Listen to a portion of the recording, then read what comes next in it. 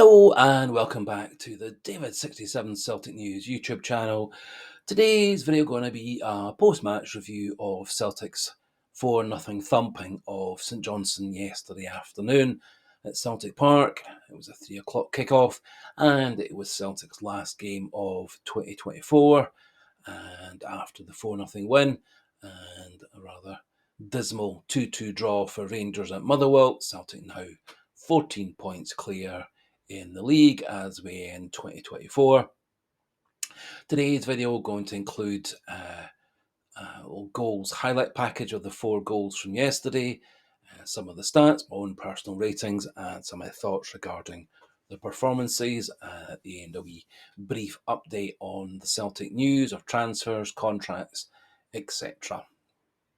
Before we do crack on with the video, just a wee polite request, encouragement, suggestion.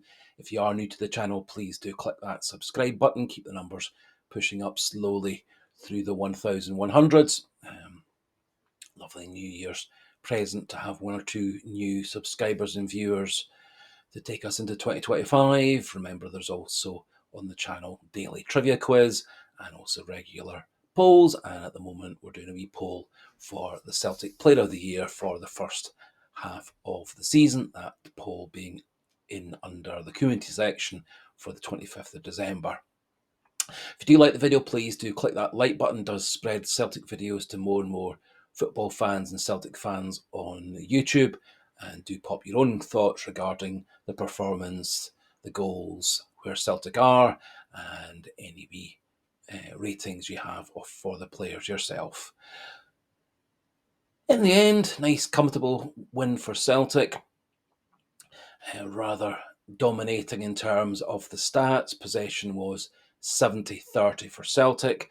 Shots, an absolutely remarkable 30 shots for Celtic, 1 for St Johnstone. Celtic had 11 on targets, St Johnstone none. 14 off targets by Celtic, so a wee bit disappointing there in that half the shots were off target. 1 off target for St Johnstone. 5 shots blocked for Celtic, and the St Johnstone goalie made 7 saves, and was it not for him, the score certainly could have been 6-7-8 or more to Celtic. And St Johnstone keeper, particularly in the first half, did save them from a humiliating defeat. Touched in the box, again, a very remarkable 58-5 in favour of Celtic, and corners 12-2. So Celtic obviously massively on top. Celtic did score 4 very good goals yesterday. Took a bit of time to get going in the first half. However, lovely ball from Rio Hatate, having won the ball back on the halfway line, setting up Nicholas Kuhn. Nice little run by Nicholas Kuhn to get himself space in the box around about the penalty spot, and a left-footed shot gave the St Johnstone goalie no chance. Celtic had 1 or 2 wee half chances going into half time, but the score stayed at 1-0.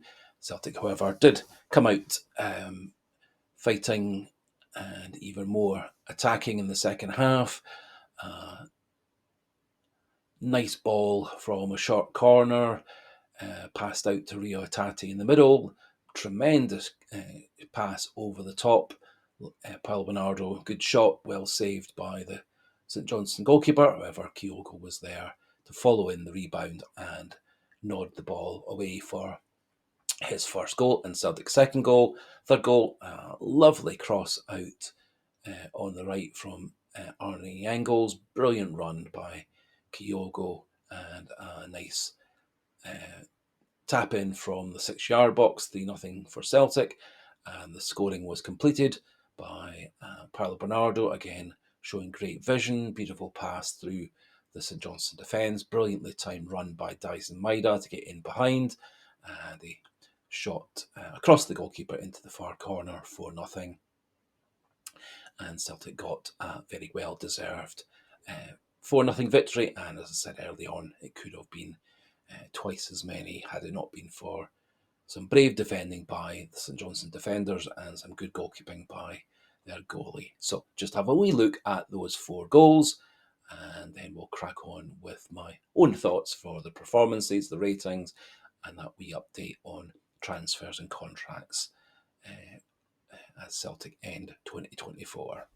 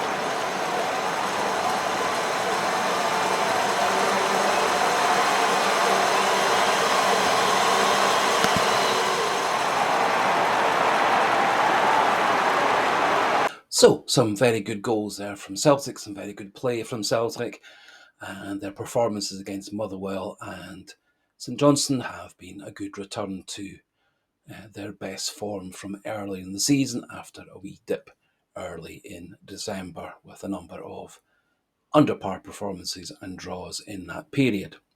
Looking at my own personal ratings for the players, gave Kasper Schmeichel a 6, again simply because he had practically nothing to do.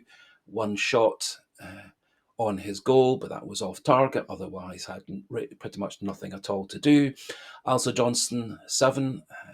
He has a considerable upgrade on Ralston at right back.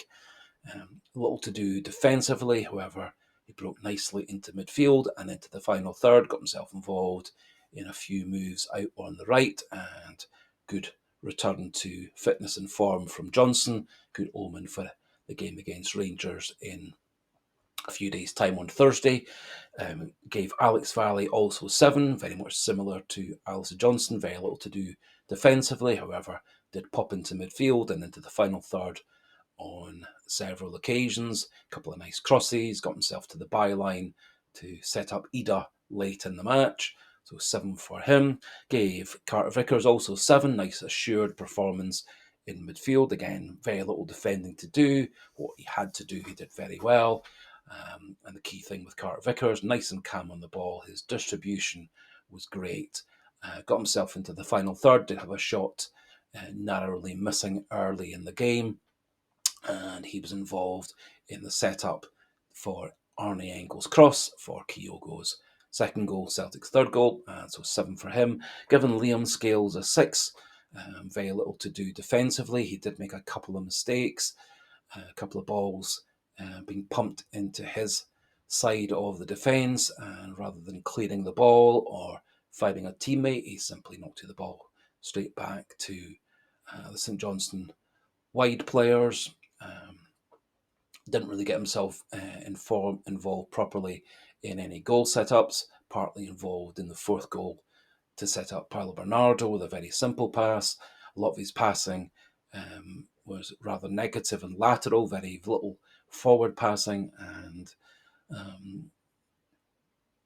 it was a wee bit of, for me, a dithery, hesitant performance in terms of distribution, and he did make a couple of mistakes, although they were never punished. However, I'm a wee bit concerned that Rodgers might go for Scales again on Thursday rather than restoring Austin Trusty, who's a much better defender for me, much better in the air, much more dominant, works much better with Carter Vickers. And if Rangers do return to a bit of good form up front, Celtic are going to need strong defence on the both wings and also to cope with balls into the middle. And for me, Scales is a much poorer option for Thursday than Austin Trusty, although I do think that Rodgers will go for Scales again, who seems to be back as flavour of the month despite quite a number of errors in the League Cup final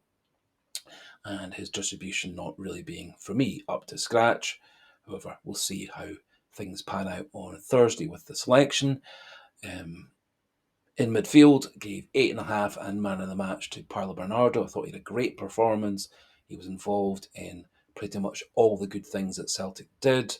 He was involved in that fourth goal, setting up Dyson Maida. He was involved in the second goal with his shot being well saved by the St Johnstone goalie for Kyogo to net the rebound. And he worked incredibly hard and did very, very well in midfield. So 8.5 for him. I gave an 8 for Arnie Engels. I think he was close behind Paolo Bernardo. Great performance, got himself into the box. A couple of times he probably could have or should have scored. Absolutely wonderful ball to give Kyogo the third goal. And I think we're seeing real Arnie Engels stepping up. And I gave a 7.5 for Rio Hatate. Not quite so brilliant as his two midfield teammates. However, did set up the first goal, did set up the second goal, and not quite as industrious as the other two, but very good game from Rio Hatate. Gave 7.5 for Nicholas Kuhn. Not his busiest game, but lots of good touches down that right wing, cutting into the middle. Scored a lovely opening goal with some very good skills to give himself space in the box. Similar move later in the first half, which was well tipped around the post by the St Johnstone goalkeeper. A bit quieter in the second half, so 7.5 for him. I've given 8 for Kyogo. I thought he was very busy up front in the first half. Few half chances, some great running to create openings and opportunities. And then in the second half, he got his reward with two great goals. Could have added a third for a hat trick, but then got taken off by Ida, I presume to be saved for the Rangers match on Thursday. So 8 for Kyogo, 6 for Yang. Rather disappointing from Yang. No real chances created, no good crosses, no good shots on goal. And he did seem to lose possession rather a lot. Didn't dovetail quite so well as he has in the past with Alistair Johnston. And I do wonder whether it's worthwhile giving Luis Palma a wee go rather than Yang as the player coming off the bench out wide if required for the Rangers match on Thursday. Although, again, as I suspect that given how pig-headed and stubborn Rodgers can be, I think it will be Yang who will come on late on for Kuhn or Maeda on Thursday against Rangers, but we'll see how that all pans out. Gave 7 for Callum McGregor. Personally, I would have been happier had he stayed on the bench, kept himself fighting fit for Thursday. However, Rodgers did bring him on for half an hour or so. Did some nice controlling passes and interceptions and setups in midfield. Not his busiest game, but an extra half an hour in his legs for Thursday. I've given 6.5 for Adam Ida. Again, leads the line nicely. Did have one half chance from the Valley Cross. Not nearly as busy or attacking as Kyogo. So 6.5 for him. And I've given 6 for Anthony Ralston and 6 for Luke McCowan. Both a bit disappointing for me. Didn't have an awful lot of time at the end of the game to show their wares and show their skills. You may well have your own thoughts regarding your own ratings. You may think I've been a wee bit harsh on one or two or a wee bit generous to one or two. So do pop your thoughts yourself into the comment section. In terms of transfer news, nothing concrete for players coming in or out. It does appear that the interest from Leverkusen in Carter Vickers is dying away. No firm offers for Luis Palma as yet. And it does appear Luis Palma is happy to keep on fighting for his place and isn't keen to leave Celtic at this time. Kieran Tierney, no moves on him coming to Celtic either on loan or a pre-contract or a transfer at this time. It's thought that Mikel Arteta might well be updating the situation in a couple of days' time. But we'll see what happens with that one. Celtic remain in negotiations with Internazionale of Brazil over a transfer for Alessandro Bernabe. It does appear that the £7 million transfer fee is too much for Internazionale. It's not certain whether Palmeiras now will be willing to meet that price tag, and I would be quite happy for Celtic to drop that price tag for Bernabe by £1 million or two, as we'll still be making an incredibly good profit on a player who has been a bit disappointing for Celtic. No moves regarding any new players coming in to add to our wide out left-sided options, and no movement on contracts for the academy star Danny Cummings or for the backup left back, current first choice left back Greg Taylor. But hopefully in the next week or two, Celtic will get finalised deals for Taylor and Cummings signed, and we'll see where Celtic are going in terms of clearing out players like Welsh, Navrocki and Palma, maybe sending off Yang on loan, and seeing whether Celtic are intending to bring in anybody to cover left wing, left back, or any other positions. That finishes things for today. We'll be doing, obviously, a wee preview of the Rangers match later in the week. As we finish, just a wee polite suggestion, encouragement. If you are new to the channel, not yet subscribed, please do click that subscribe button. Do pop your own comments in the comment section, keeping things pleasant and polite if we can. And to click that like button if you like the video. It does help with YouTube analytics, does help promote the channel, and does make me so happy if people think I'm doing a good job. And so until the next video, a goodbye and hail, hail.